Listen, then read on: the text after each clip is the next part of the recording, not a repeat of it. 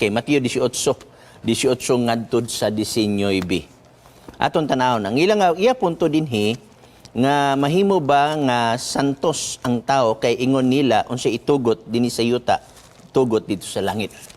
Ang Mateo 18 igsuon kining 18 nga imong giingon sa bersikulo 19 wa ni magisgot og unsay paagi nga masantos, wa magisgot og kinsa ang santos, wa sad magisgot nga gitawag nato usa ra ba ka tawo ang nasantos unya uban dili santos, no?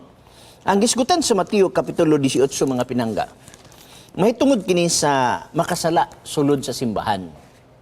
Okay? Kung imong sibugan sa pagbasa sa bersikulo 15, wa magisgot og kinsay santos dere. Ang gisgutan diri kinsa ang makasala og unsay buhaton sa iglesia sa usa ka tawo nga makasala dinhi sa bersikulo 15 ningon. Kung ang imong igsuon makasala, batok kanimo, adtua siya og tali kanimo og kaniya lamang in private, no? Say magod nga ang sala sa tao ditsuhon dayon, no? Wala nato magitawag nato imbestigar. Sukwahi sa uban nga mga offshoot kay human naman nag-iimbestigar.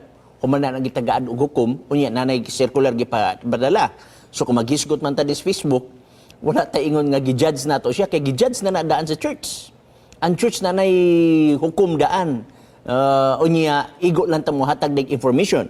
Pero kani sa Mateo 18:15 nagisgot pa ni og unsay buhaton sa taong nakasala. 15 nagyon. Kung ang imo igsuon makasala bato kanimo adtua siya og tali kanimo og kaniya lamang. Padaygi siya sa iyang sayop. Kung maminaw siya kanimo nan makabig mo siya. In private. Istoryahon nimo siya. Kung sa iyang sala, no? Ayaw sana with facts, dili nang sa akong nadunggan, brother, sa gisulti ka nako, brother, unya katong nagsulti sa imo, dili willing nga mo testify. Makadaghan kami nga mga pastor, mga pinangga, sumbunganan yun mismo mga bakak. Usay, sumbunganan sa tinuod, pero ang tinuod nga nagsumbong, dili sad mo barog. Unsa may mahimo sa pastor kung inyong istoryahan sa tinuod ug dili mo barog. Kay diha man gud sa church board igsuon, ang mahitabo mo gud sa church board, dili pwede nga wala diha ang saksi. Sumpayan tas magbasa nagyon. Apan kung dili man siya maminaw kanimo, pagdala og duha ka tawo uban kanimo aron pinaagi sa pagpamatuod sa duha o tulo ka mga saksi, magbaligo na matag usa. Usay, tempting kes mga kaigsunan nga sumbong ang pastor, ilang una ang pastor maunay saksi, ang pastor pagid maunay chairman, ang pastor pagid mo imuhukom, dili na magsilbi igsoon. Ang pastor is chairman lang siya sa gitawag nato og church board. Unya ang mga membro sa church board maminaw sa gibog aton sa mao nga sumbong og ang decision dili gikan sa pastor kundi gikan sa church board. Mamita ka na usay magisgutas sa mga hulusayanon diri sa Facebook o unsa ba. Say for example sa kapa mingon nga gi-judge, wala man mo gi-judge, naanalay gitawag natong hukom ang church board, dili ang tao mo'y naghukom, dili si Pastor Bacalaris naghukom, kundi ang church board. Kung nahulog na siya national issue, ang atong mga kadagkuan na ang muhandol niya na. Now, dinis 17. Kung baga dumili man gayud siya sa pagpaminaw, isumbong siya sa iglesia.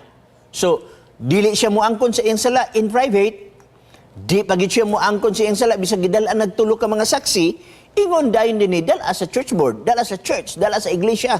So magwa ni magisgot og kinsay mga santos diri ha. Wa na magisgot dinhi kung unsay paagi nga masantos sumala sa imong gipangutana. Og ningo de, og kung dili gihapon siya maminaw bisan sa iglesia, nan isipa siya nga usa hintel. Na kung dili maminaw magpagahi, kay daghan man kay gapagahi igsuon, no? Usahay gaabusar tungod kay familiarity lagi nga bisag sila pay saypan, sila pay masuko, sila pay manginsulto, sila pay magbugal-bugal nimo, gusto nila kontrolon kanila. Dili na magsilbi. Once nga nanay decision ang church, dili pwede ang pastor magpakontrol. Nasa iban mga pinangga nga wala na unta sa buhat, nagundang na, mag-apil-apil pa sa mga problema sa sulod sa simbahan. So magkakumplikto, magbangga ang isig ka pastor. So dapat maminaw sa church. Sunod, 18. Sa pagkatinuod, magayong ako kaninyo, nga bisan unsay inyong pagabugkuson dinhi sa yuta, didto sa langit pagailhon nga binugkos, o bisan unsay inyong pagaluagan dinhi sa yuta, didto sa langit pagailhon nga linuagan. Wa maghisgot og gibutuhan aron mahimong santos. Wala na sa Biblia igsuon nga ang konsilyo bagha o committee bagha mag-decide nga kinsay tao nga himuong santos.